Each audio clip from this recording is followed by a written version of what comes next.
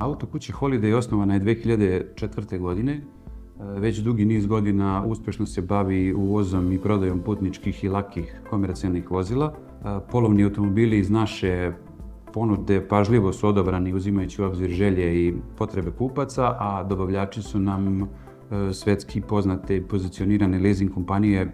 Svako vozilo pre prodaje prolazi proces detaljne analize i pregleda i isporučuje se kupcu uz pisanu garanciju od 3 godine ili 50.000 km.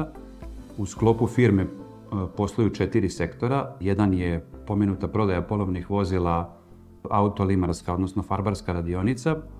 Drugi deo firme se bavi prodajom novih vozila, servisom i popravkom vozila, odnosno na osnovu zapisnika od osiguravajućih kompanija, odnosno osiguravajućih društava sa kojima imamo ugovore.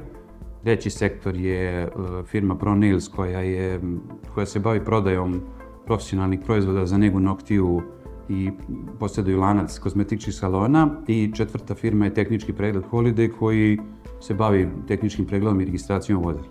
Saradnja sa kompanijom Energize izgradnje fotonaponske elektrane jedan je od načina da sačuvamo životnu sredinu, osvestimo važnost zelene odgovornosti i budemo motivacija drugim kompanijama da naprave isti ovakav korak.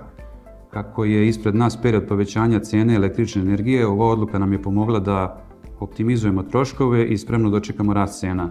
Kompaniji Energize smo sa zadovoljstvom prepustili čitav proces projektovanja i izgradnje na našem objektu i nadamo se uspešnoj budućoj saradnji.